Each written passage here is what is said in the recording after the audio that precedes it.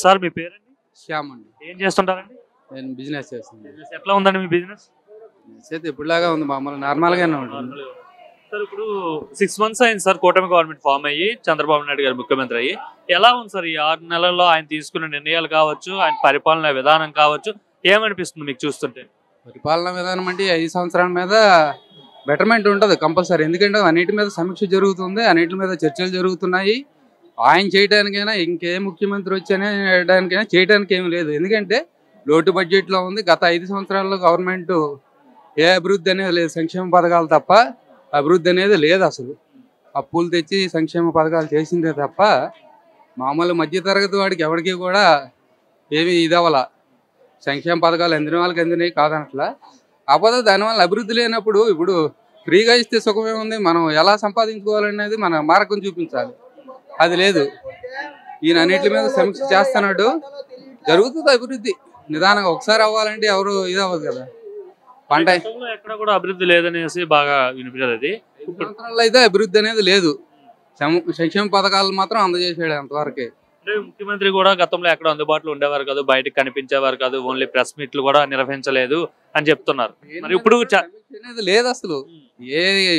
అసలు మంత్రులకు కూడా సబ్జెక్ట్ అనేది తెలియదు. గత ప్రభుత్వంలో ఏ మంత్రికి కూడా సబ్జెక్ట్ అనేది తెలియదు. దేని మీద కూడా ఏదో మంత్రులు అంటే మంత్రులు అంతే తప్ప వాళ్ళకి దేని మీద అవగాహన అనేది లేదు.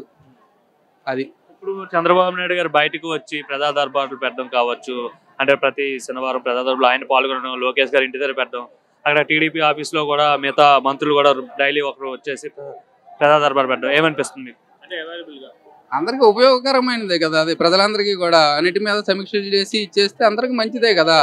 ఇప్పుడు రేషన్ బియ్యం పట్టుకుంటున్నారు, మిగతా అన్నిటి కూడా ప్రతి దాని మీద. ఇదివరకు గ్రామాల్లో ప్రతి గ్రామ సచివాలయాలు కానీ ఇవన్నీ కూడా ఇప్పుడు ప్రతి దాంట్లో కూడా అన్ని లోటు బడ్జెట్లోనే ఉన్నాయి కదా. ఏది కూడా ఇది లేదు, అన్నిటి మీద ఇచ్చేస్తున్నారు. కాబట్టి ముందు ముందు భవిష్యత్తులో అందరికీ ఐటీ కంపెనీలు అవి వస్తున్నాయి, అన్నిటి మీద ఇచ్చేస్తున్నారు. కాబట్టి ఉద్యోగ అవకాశాలు అనేది ఉంటుంది. సార్ రోడ్ల పరిస్థితి ఎలా ఉంది సార్? గతంలో రోడ్లు మరీ అధ్వానంగా ఉన్నాయని చెప్తున్నారు. ప్రస్తుతం అయితే చంద్రబాబు నాయుడు గారు సంక్రాంతి లోపు గుంతలన్నీ పూర్తి చేయమని అయితే అధికారులకు ఆదేశాలు ఇవ్వడం జరిగింది సార్. ఆదేశాలు అయితే ఇచ్చారు, చేస్తున్నారు అక్కడక్కడ. ఒకసారి సంక్రాంతి లోపు అంటే పెద్దగా టైం లేదు కాబట్టి అన్ని కంప్లీట్ అవ్వాలంటే వాళ్ళ వల్ల కాదు. చేస్తారేమో, నిదానంగా చూద్దాం. నిజంగా గతంలో అధ్వానంగా ఉన్నాయి సార్ రోడ్లు? చాలా అధ్వానంగా ఉన్నాయి. నేను లాస్ట్ 15 days బ్యాక్ నేను ద్రాక్షారామం వాటన్నీ వెళ్ళా పల్లెటూళ్ళు. మరీ దారుణంగా ఉన్నాయండి. మనం సిటీలో ఉన్నాం కాబట్టి అంతంత మాత్రంగానే మనం తిరగలుగుతున్నాం. వాళ్ళ పరిస్థితి మరీ దారుణంగా ఉందన్నమాట. ఏం సార్ పట్టించుకోలేదా గత ప్రభుత్వం రోడ్ల దృష్టి? పట్టించుకోవటానికి అంటే మన గవర్నమెంట్ దగ్గర ఉన్న పరిస్థితి గత రాష్ట్రం విడిచిపోయిన నుంచి మనం లోటు బడ్జెట్లో ఉన్నాం. ఆదాయ మార్గాలు సృష్టించే తెలివితేటలు వాళ్ళ దగ్గర లేవు. ఆదాయ మార్గాలు ముందు మనం సృష్టించుకుంటే మనం అభివృద్ధిని చేయగలం.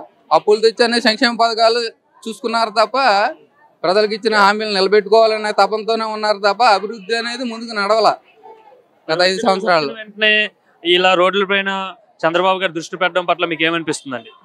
మంచిదే, అందరికీ కూడా ప్రజలకి మంచి పనే చేస్తున్నారని